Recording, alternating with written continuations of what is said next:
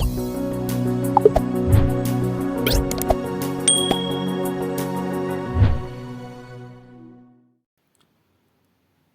Evening दोस्तों, स्वागत करते हैं आपका हमारे यूट्यूब चैनल नर्सिंग हट में। और आज हम वापस लेकर आए हैं बहुत ही इम्पोर्टेंट क्वेश्चंस की है क्लास, जो पिछले लगभग 1.5 महीने से हमारी क्लासें चल रही है हमारी यूट्यूब चैनल नर्सिंग हट पर। तो सारे के सारी क्लासें ज़रूर देखें, बहुत ही इम्पोर्टेंट क्वेश्चंस करवाए गए हैं सारी क्लासों में। चैनल पर पहली बार विजिट कर रहे हैं तो हमारे चैनल नर्सिंग हट को सब्सक्राइब जरूर करें और इसके सामने जो बेल आइकन दे रखा है उसको प्रेस करें ताकि आपको आने वाली हर क्लास का नोटिफिकेशन मिलता रहे। तो शुरुआत करते हैं आज के क्वेश्चन सेशन की। पहला क्वेश्चन दे रखा है, what should be the room temperature in the labour room. यानी रूम जो लेबर रूम का रूम टेम्परेचर होता है वह कितना होना चाहिए। ऑप्शन ए 23 से 25 डिग्री सेंटीग्रेड, ऑप्शन बी 26 से 28 डिग्री सेंटीग्रेड, ऑप्शन सी 30 से 35 डिग्री सेंटीग्रेड या ऑप्शन डी 20 से 25 डिग्री सेंटीग्रेड। बहुत ही इंपॉर्टेंट क्वेश्चन है और पिछली बार राजस्थान सीएचओ में यह क्वेश्चन आया था। पिछली बार राजस्थान सीएचओ में यह क्वेश्चन आया था, लेबर रूम का टेम्परेचर पूछा गया था उसमें। तो इसका राइट आंसर है ऑप्शन बी 26 से 28 डिग्री सेंटीग्रेड। जो टेम्परेचर होता है वह अप्रोप्रिएट माना जाता है लेबर रूम के लिए, ताकि बेबी को बर्थ के बाद वह हाइपोथर्मिया में ना जा सके। थोड़ी टेम्परेचर मेंटेन रखने के लिए, मदर का टेम्परेचर मेंटेन रखने के लिए तथा बेबी को हाइपोथर्मिया से प्रिवेंट करने के लिए लेबर रूम का टेम्परेचर 26 से 28 डिग्री सेंटीग्रेड रखा जाता है। नेक्स्ट क्वेश्चन है, the Panchayati Raj institution at block level. Panchayati Raj institution होता है ब्लॉक लेवल पर कहाँ पर। Option A gram panchayat, option B zila panchayat, option C ग्राम सभा या ऑप्शन डी पंचायत समिति। पंचायती राज इंस्टीट्यूशन के बारे में पूछा गया है, ब्लॉक लेवल पर कहाँ होता है। ग्राम पंचायत में होता है या जिला परिषद में होता है या ग्राम सभा में होता है या पंचायत समिति में होता है। इंपॉर्टेंट क्वेश्चन है।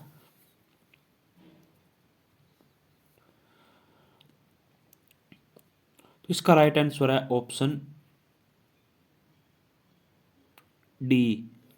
इसका राइट आंसर है ऑप्शन डी, पंचायत समिति में पंचायती राज इंस्टीट्यूट होता है ब्लॉक लेवल पर। नेक्स्ट क्वेश्चन है, heat regulation centre is most important question है। हीट रेगुलेशन सेंटर पूछा गया है कि हीट रेगुलेशन सेंटर कहाँ होता है।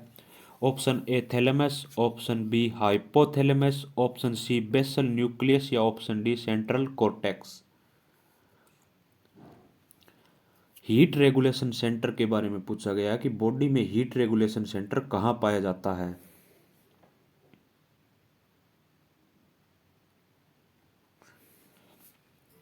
हीट रेगुलेशन सेंटर यानी जो बॉडी के टेम्परेचर को मेंटेन करता है वह कहाँ पाया जाता है, तो वह पाया जाता है हाइपोथैलेमस में। ऑप्शन बी राइट आंसर है, ऑप्शन बी हाइपोथैलेमस।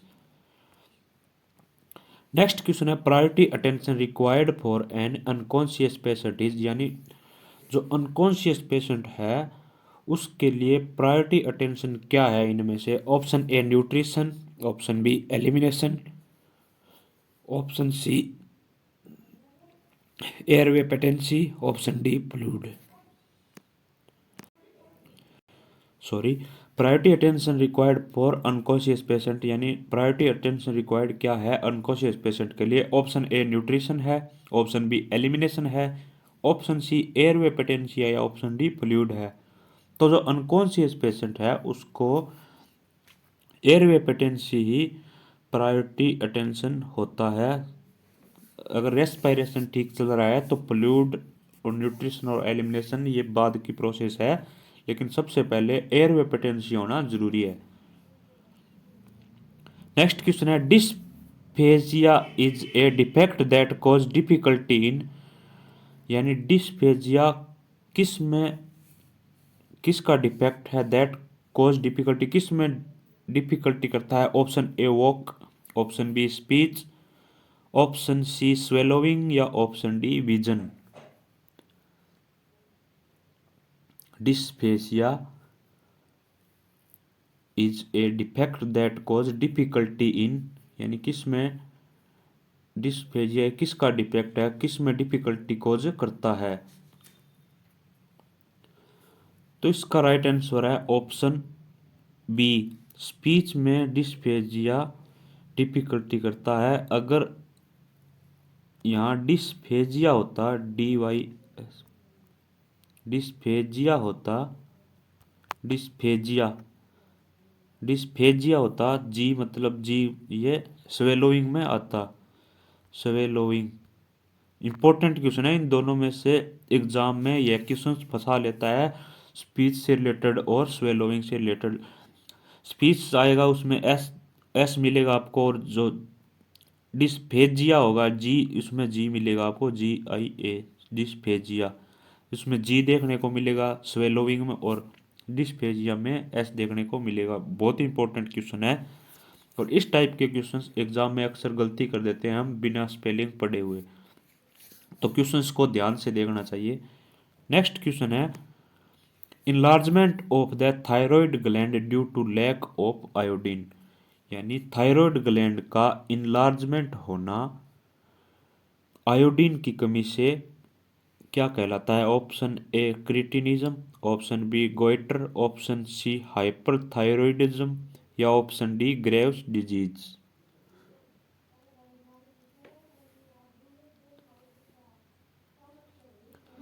इनलार्जमेंट पूछा गया है थायराइड ग्लैंड का, enlargement of thyroid gland due to lack of iodine, iodine की कमी से इनलार्जमेंट होना थायराइड ग्लैंड का क्या कहलाता है।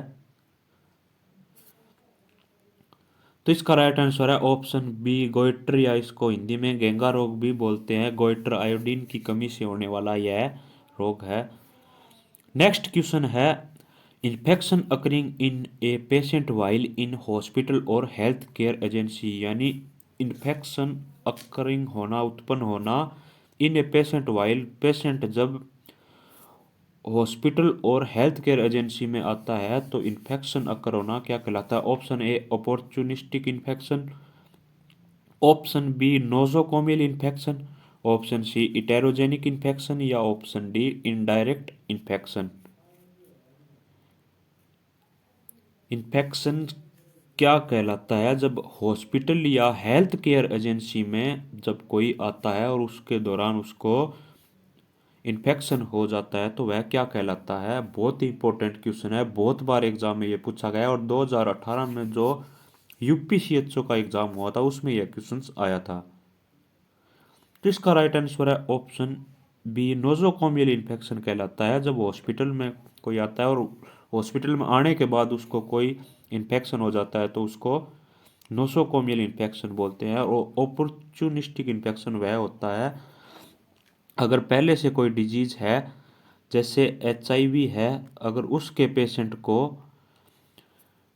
उसकी इम्यूनिटी कमज़ोर हो जाती है, इम्यूनिटी वीक हो जाती है, उसके कारण उसको अगर ट्यूबरकुलोसिस हो जाता है तो वह एक अपॉर्चुनिस्टिक इन्फेक्शन कहलाता है। टीबी का इन्फेक्शन होना एचआईवी के पेशेंट को अपॉर्चुनिस्टिक इन्फेक्शन कहलाता है।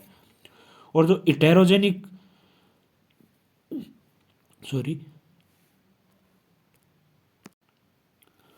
और जो इटेरोजेनिक इन्फेक्शन होता है वह कोई प्रोसीजर के दौरान इन्फेक्टेड जो इंस्ट्रूमेंट होता है उसके द्वारा या सर्जरी के दौरान इंस्ट्रूमेंट के द्वारा कोई इन्फेक्शन होना वह इटेरोजेनिक इन्फेक्शन कहलाता है। और इनडायरेक्ट इन्फेक्शन यानी किसी वस्तु के थ्रू इन्फेक्शन होना, जैसे कोई मेज कुर्सी है उस पर इन्फेक्शन है और वह उस पर पेशेंट टच कर देता है, उसके दौरान अगर कोई इन्फेक्शन हो जाता है तो वह इनडायरेक्ट इन्फेक्शन कहलाता है। इंपॉर्टेंट क्वेश्चन है, नोजोकोमियल इन्फेक्शन के रिलेटेड एग्जाम में क्वेश्चन आ सकता है।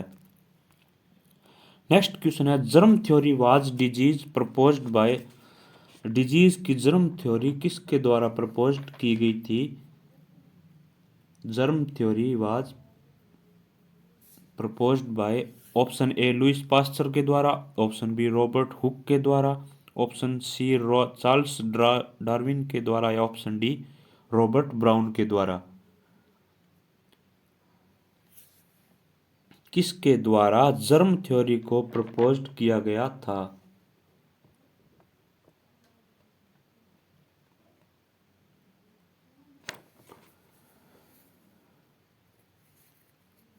तो इसका राइट आंसर है ऑप्शन ए, लुईस पास्चर के द्वारा जर्म थ्योरी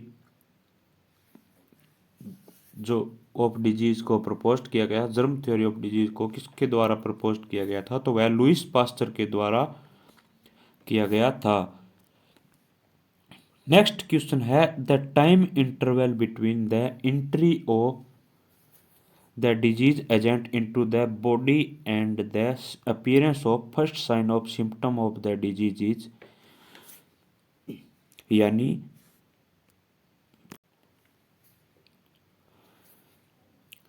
यानी किसी डिजीज एजेंट का या इन्फेक्शन का बॉडी में इंटर होना और उसके बाद फर्स्ट साइन दिखाई देना, उसके बीच का जो टाइम पीरियड होता है या उसके बीच का जो गैप होता है वह क्या कहलाता है? Option A incubation period, option B transmission, option C infection या ऑप्शन डी एपिडेमिक। बहुत इंपॉर्टेंट क्वेश्चन है, मोस्ट इंपॉर्टेंट क्वेश्चन है ये कि टाइम इंटरवल पूछा गया है। अगर आपकी बॉडी में कोई इन्फेक्शन हो गया है और उस इन्फेक्शन का फर्स्ट साइन आता है 2 से 3 दिन के बाद, तो उसके बीच का जो पीरियड होता है वह क्या कहलाता है?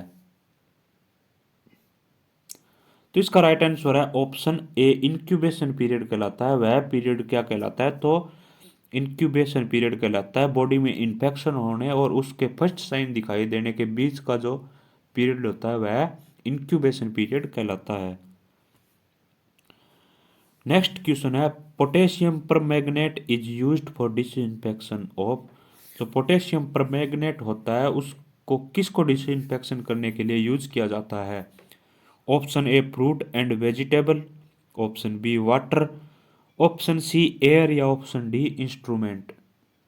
पोटेशियम परमैंगनेट किसको डिसइंफेक्ट करने के लिए यूज किया जाता है? बहुत ही इंपॉर्टेंट क्वेश्चन है और बहुत बार एग्जाम में यह क्वेश्चन आया हुआ है। पोटेशियम परमैंगनेट किसको डिसइंफेक्टेंट करता है? तो इसका राइट आंसर है ऑप्शन बी, वाटर को ही है। पोटेशियम जो परमैंगनेट होता है वह वाटर को डिसइंफेक्टेंट करता है। वाटर को डिसइंफेक्टेंट करने वाला एजेंट क्या है? तो वह है पोटेशियम परमैंगनेट। नेक्स्ट क्वेश्चन है excessive production of thyroid hormone is known as, यानी थायराइड हार्मोन का एक्सेसिव प्रोडक्शन होना क्या कहलाता है? Option A hyper parathyroidism, option B hypoparathyroidism, option C hyperthyroidism या option D hypothyroidism. Important question है ये। जो एक जैसे दिखने वाले क्वेश्चंस जो ऑप्शंस होते हैं ये ही एग्जाम में आपको फंसाते हैं। तो इसका राइट आंसर है option B high excessive sorry option C hyperthyroidism कहलाता है। वह थायराइड हार्मोन का एक्सेसिव प्रोडक्शन होना क्या कहलाता है? तो वह कहलाता है हाइपरथायरॉयडिज्म। नेक्स्ट क्वेश्चन है WHO established in which year. Most important question है, बहुत बार एग्जाम में पूछा जाता है, बहुत ही इंपॉर्टेंट क्वेश्चन है। राजस्थान CHO में भी यह क्वेश्चन आया था 2020 में जो एग्जाम हुआ था। ऑप्शन दे रखे हैं 1946 को, ऑप्शन बी 1947 को, ऑप्शन सी 1948 को या ऑप्शन डी 1949 को। वर्ल्ड हेल्थ ऑर्गेनाइजेशन कब आया था? और यह इसकी डेट पूछे तो 7 अप्रैल 7 अप्रैल 7 अप्रैल को आया था। और इस दिन वर्ल्ड हेल्थ डे भी मनाया जाता है। वर्ल्ड हेल्थ डे कब मनाया जाता है? तो 7 अप्रैल को वर्ल्ड हेल्थ डे मनाया जाता है।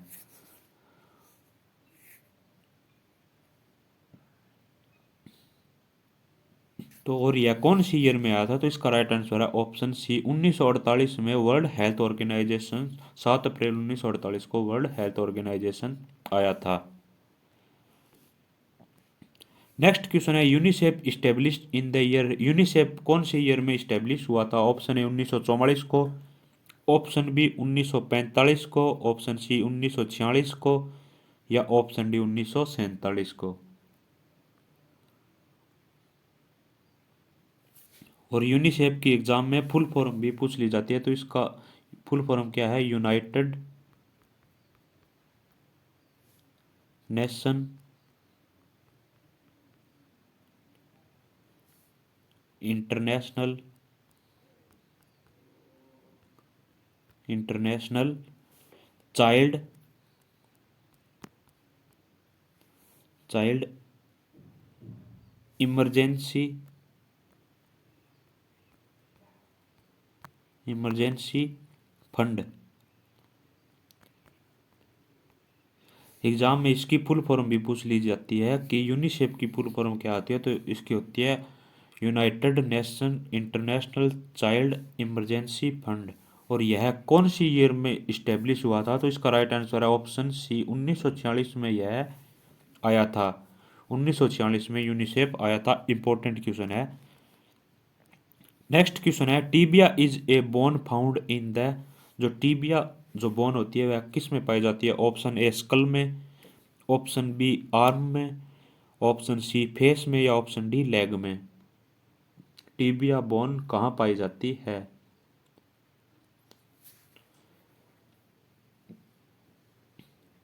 तो इसका राइट आंसर है ऑप्शन डी लेग, पैर में या लेग में यह बोन पाई जाती है। टीबिया और फिबुला जो बोन होती है वह लेग में पाई जाती है। नेक्स्ट क्वेश्चन है, the highest point of reading in the blood pressure is called. Most important question है। ब्लड प्रेशर से रिलेटेड एग्जाम में एक क्वेश्चन आपको देखने को मिलेगा। The highest point of reading in the blood pressure is called. जो ब्लड प्रेशर जब चेक करते हैं उसमें हाईएस्ट जो पॉइंट होता है वह क्या कहलाता है? Option A systolic pressure, option B diastolic pressure, option C hypertension, या option D hypotension. Highest point के बारे में पूछा गया। हाईएस्ट पॉइंट क्या कहलाता है? जब ब्लड प्रेशर को मेजर करते हैं या उसको रीड करते हैं तो। इसका राइट आंसर है ऑप्शन ए सिस्टोलिक प्रेशर कहलाता है। हाईएस्ट पॉइंट होता है वह सिस्टोलिक प्रेशर कहलाता है, और जो लोवेस्ट पॉइंट होता है वह डायस्टोलिक प्रेशर कहलाता है। इंपॉर्टेंट क्वेश्चन है, एग्जाम में पूछा जा सकता है। नेक्स्ट क्वेश्चन है, विच of the following is the main component of bone and teeth. बहुत इंपॉर्टेंट क्वेश्चन है, मोस्ट इंपॉर्टेंट क्वेश्चन है ये, कि बोन और जो टीथ होते हैं उनमें जो मेन कंपोनेंट होते हैं वह क्या क्या होते हैं? Option A calcium carbonate, option B calcium phosphate, option C calcium sulphate, या ऑप्शन डी कैल्शियम नाइट्रेट। कौन कौन से कंपोनेंट पाए जाते हैं बोन एंड टीथ में?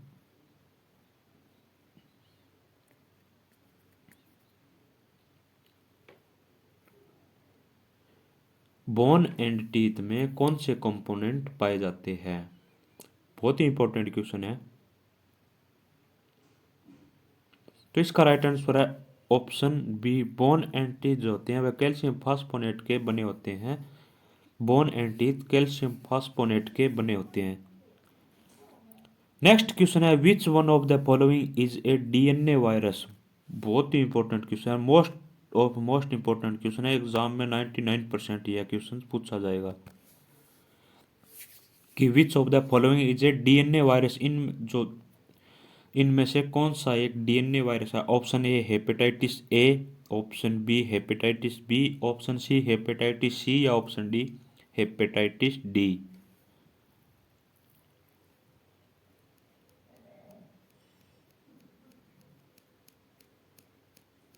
कौन सा एक इनमें से डीएनए वायरस है?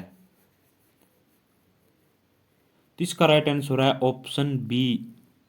हेपेटाइटिस बी जो होता है वह डीएनए वायरस कहलाता है, और ए सी और डी जो होता है वह आरएनए टाइप का वायरस होता है। हेपेटाइटिस बी कौन से टाइप का है? तो वह हेपेटाइटिस बी एक डीएनए वायरस है।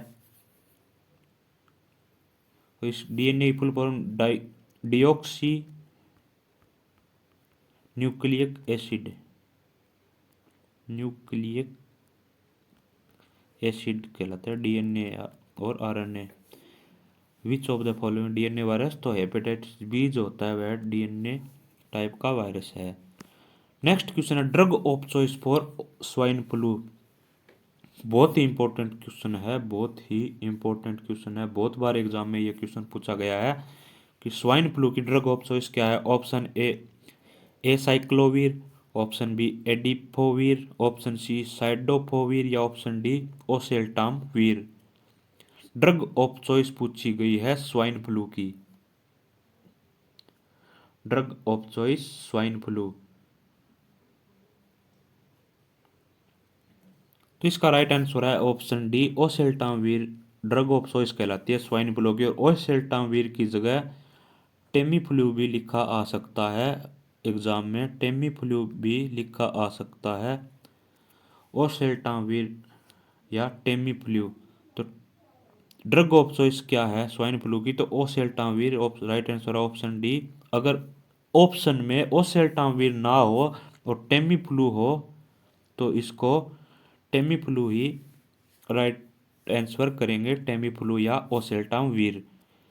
नेक्स्ट क्वेश्चन है के F D is transmitted by, जो के एफ डी होती है कायसानूर फॉरेस्ट जो डिजीज होती है, काइनासूर फॉरेस्ट जो डिजीज होती है वह किसके द्वारा फैलती है। Option A monkey, option B tick bite, option C sand fly या option D mosquito.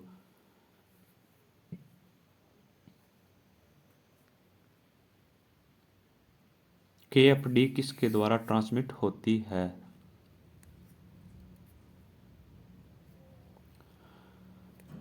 कायसानूर forest disease बोलते हैं उसको, और यह होती है टिक बाइट के द्वारा होती है। मेरे को पता नहीं है कि टिक बाइट होता क्या है, टिक क्या होता है, तो अगर एग्जाम में पूछे तो के एफ डी या कायसानूर फॉरेस्ट जो डिजीज होती है वह टिक बाइट के द्वारा ट्रांसमिट होती है। नेक्स्ट क्वेश्चन है excess of the body fat in the body stored, यानी बॉडी फैट का एक्सेस होना बॉडी में स्टोर क्या कहाँ होता है। ऑप्शन ए एडिपोज टिश्यू में, option B acrosome, option C connective tissue या ऑप्शन डी बोन मेरो। तो एक्सेसिव फैट होगी बॉडी में तो वह एडिपोज टिश्यू के रूप में स्टोर होगी, एडिपोज टिश्यू। राइट आंसर है option A adipose tissue. Next question है the lungs are covered by two membrane called as, यानी लंग्स जो टू मेम्ब्रेन से कवर्ड होता है वह क्या कहलाता है। Option A vein, option B air sac, option C pleura या option D none of this. Important question है, जो लंग्स होता है वह दो मेम्ब्रेन से कवर्ड होता है और वह मेम्ब्रेन क्या कहलाती है। तो इसका राइट आंसर है ऑप्शन ए प्लूरा बोलते हैं उसको। प्लूरा जो मेम्ब्रेन होती है लंग्स को जो कवर करती है वह प्लूरा मेम्ब्रेन होती है। नेक्स्ट क्वेश्चन है in case of hypoglycaemia of newborn what should be given, यानी अगर बेबी को हाइपोग्लाइसीमिया हो गया है तो क्या करेंगे। ऑप्शन ए हनी देंगे, ऑप्शन बी जूस देंगे, ऑप्शन सी ग्लूकोज देंगे या ऑप्शन डी ऑल ऑफ देज। हाइपोग्लाइसीमिया हो गया है, बॉडी में ब्लड का जो ग्लूकोज लेवल है वह कम हो गया है तो बेबी को क्या देंगे।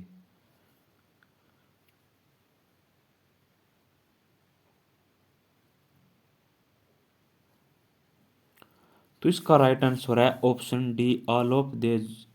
जो हनी होता है, जूस होता है और ग्लूकोज होता है, इन सब में ग्लूकोज की मात्रा पाई जाती है और बॉडी में ग्लूकोज की कमी होने पर, हाइपोग्लाइसीमिया होने पर, चाहे बेबी हो चाहे एडल्ट हो चाहे कोई भी हो उसको ग्लूकोज ही दिया जाता है। बच्चे को ज़्यादातर आईवी डेक्सट्रोज दिया जाता है, आईवी डेक्सट्रोज डेक्सट्रोज दिया जाता है।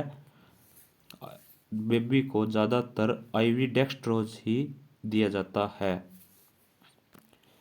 नेक्स्ट क्वेश्चन है narrowest part of the fallopian tube is in the, यानी फेलोपियन ट्यूब का नैरोवेस्ट पार्ट जो संकरा जो पार्ट होता है वह कौन सा है? Option A ampulla, option B isthmus, option C infundibulum या option D interstitial portion. Narrowest part पूछा गया है फैलोपियन ट्यूब का।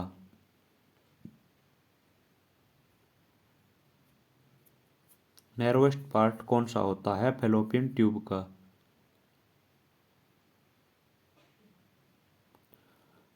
तो इसका राइट आंसर है ऑप्शन बी इस्थमस। जो पार्ट होता है फैलोपियन ट्यूब का वह नैरोएस्ट पार्ट कहलाता है। नैरोएस्ट पार्ट कौन सा है? तो वह कहलाता है इस्थमस। इस्थमस को ही फैलोपियन ट्यूब का नैरोएस्ट पार्ट बोला जाता है। नेक्स्ट लास्ट क्वेश्चन है blood cell are produced from. जो ब्लड सेल्स होती है वह कहाँ से प्रोड्यूस होती है? ऑप्शन ए बोन मैरो से, ऑप्शन बी थाइमस से, ऑप्शन सी स्प्लीन से या option D none of this. Bone marrow से या थाइमस से या स्प्लीन से ब्लड सेल प्रोड्यूस होती है, कहाँ से होती है ब्लड सेल प्रोड्यूस?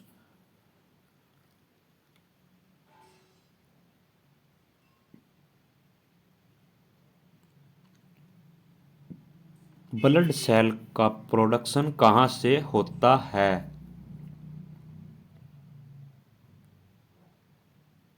तो इसका राइट आंसर है ऑप्शन ए बोन मैरो के